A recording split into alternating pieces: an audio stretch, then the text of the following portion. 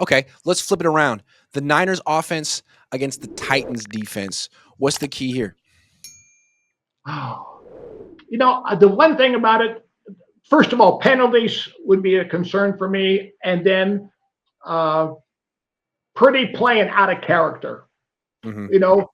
These guys are giving up. They're like 26th in the NFL in defense. They're 31st on or 32nd on offense. Okay, don't help them be better than they are. They're giving up over 350 yards a game, which ranks them like 26th or 27th. And part of that goes to Kyle. Don't get greedy. Don't try to manufacture a big play. Allow things to come to you. And there's a reason why they're 26th in team defense. There's a reason why they're 32nd in team offense. Don't give them any freebies. And so stay with your run game.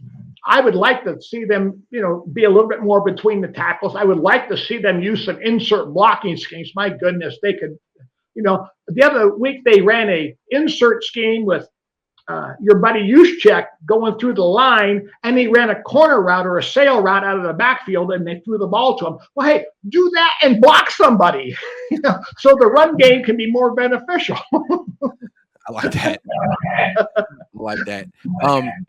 It seems to me that the Niners are getting in trouble this year whenever they try to force the ball to Jennings and Bourne. I mean, not Bourne, Jennings and Pearsall. Like they've thrown 13 picks as a team this season. 10 of them have gone. I've been on passes intended for Jennings and Pearsall. So as long as they don't force it to those guys, and when they take their shots, it's to Kittle, they should be okay. I mean, no one's thrown a pick while targeting Kittle this year. Usually if you throw it to Kittle, he comes down with it, or no one does. Well, the thing about Kittle and also McCaffrey, both of those guys are very good with run after the catch. Yep. Your other guys are not very good with run after the catch. Nope. In fact, Jennings struggles to get open. If I were playing man coverage bump and run against Jennings, unless he bullies me, he's not going to run away from me. No. The guy's carrying a safe on his back when he's trying to get open. Run a 6-yard in or a 6-yard out. That's all it's going to be. His repertoire, his resume as a wide receiver, as he's aged, is very limited. Sure, he's a tough guy. He's a physical guy. He tries to be, macho man out there, run blocking and all that. But he has limitations as a wide receiver. So I have a book on Jennings on how he needs to be defended, about what routes he wants to run, etc. And then Bourne, by the same token, he's going to run corner routes.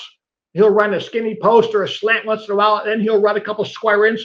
The Niners wide receivers have a very limited pass tree from which they operate. And that part of that goes back to Kyle, and part of that goes back to how those receivers have been developed in terms of running the routes and developing their stems and their feelings on the route tree. So my best bets, get the ball to Kittle, get the ball to McCaffrey in the passing game. And then, my other weapon that I would have out there is this kid Tongas, the kid from Cal, the tight end. The guy's got hands like Velcro. I mean, it's like flypaper. So you put the ball anywhere in his catch radius, he's bringing it in. I would utilize him more, and he does have some run after the catch ability as well. So I need to, let those guys flourish.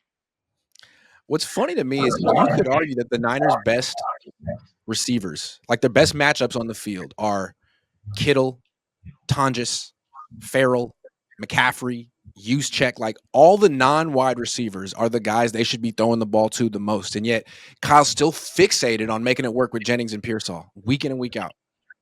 Well, I would throw a couple token passes, a couple delays, a couple of hides and all that kind of junk. But yeah, if my best matchups are linebackers and strong safeties against those other players who you mentioned, that's my matchup. At this time in the season, it's about players, not plays. Yep. So who are my players? I'm going to be able to make the cash register ring by going to those guys. And those are the players who you mentioned. As an offense, I'm going to have to be more methodical because I don't have the big play shots at wide receiver. I can't go over the top. As we used to say, the quickest way to the end zone is one-on-one with a wide receiver against a corner. Well, I don't have, as a Niner, I don't have that matchup. So I'm going to have to matriculate the ball a little bit more with my play calling and work it down the field with the run game, the play action passing game, throwing some stick routes, some pressure routes, some choice routes. That's how the Rams play too. I mean, they'll throw it over the top to Devontae Adams in the red zone, but like they're a pretty methodical offense that uses lots of tight ends and running backs. I mean, they do have good wide receivers, but they figured out when those guys were hurt that they could play a totally different way. Sean McVay is better. This is why I like the Rams better than the Niners to win the Super Bowl. He is much better at the utilization and implementation of plays to feature his talent. And he puts his mindset on the shelf in terms of what his ideal is. It's like this. You got to coach the players who you have, not the ones who you wish you had. And from my perspective, after 53 years in the game, Kyle has yet to make that adjustment where McVay has become a master about how to utilize his players to their utmost advantage. And that's the difference in the ball game right there. Well, let's help Kyle. This is what the essence of the show is about. This is the Playbook breakdown segment powered by Pass Reps, where we make you smarter about football every week. You can get Pass Reps yourself and actually practice calling plays before Sunday for only $1.99 a month. Just go to passreps.com or click the link in the description. It's on the screen. All right, Tom, let's take a look at this play. I think we're going to try to get the ball to George Kittle. What do you think? See, whether this is off a drop back scheme or I even like it more off of a play action package as well, is to run Kittle on what we call a six spear route. Rather than the six square in, true, what they call a dig route, we'll run it on a spear, push him up the field 10 to 12 yards and angle him across the field, gaining ground to 22 to 28 yards where he can be above the top of the linebackers and layer it in between. So I'll take Pearsall out as a wide receiver at the split ends, run him on the post route so I can drive off the free safety. I'm going to take the top off of the defense with the corner and the free safety by running Pearsall to the post. Then I bring George across the formation. Even off of play action, it's better because I'm sucking up the linebackers. And now he's going to go against, if it's man, he's going against Amani Hooker. But if it's zone, I got to get him over the top of the linebackers like Barton and Gray to be able to drop the ball into him right there inside the numbers. That's where the sweet spot is. And, 18 to 22 yards, maybe 22 to 25 at the most. And that's that intermediate level to where he will be above the backers and below the secondary. And play action works wonders with that.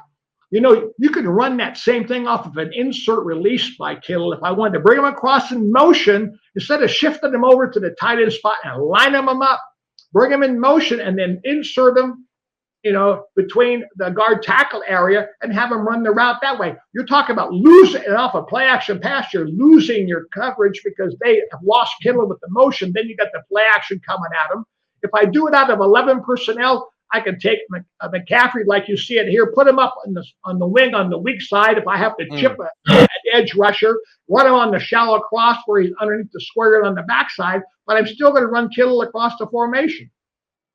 And so, I've got, it's a wide open shot. And if I whether it's man or zone, you go to Kittle, that's the first read. Correct. And I want to put the ball up in the air before Kittle gets to the numbers, and I can lead him from the inside edge of the numbers all the way to the sideline, which is 14 yards horizontally. So I've got enough grass to which I can throw the ball. The direction of my pass is taking it towards the boundary. So I have the safety. If I overthrow it, it goes out of bounds. I'm not going to leave it hanging in the middle of the field like on the square in patterns and have it get picked. So that's another advantage to running that kind of a diagonal deep opposite route, like on what we call a spear. Yeah, he's open. He's been open since he made his break. I like that. Okay, let's look at it one more time against split safeties.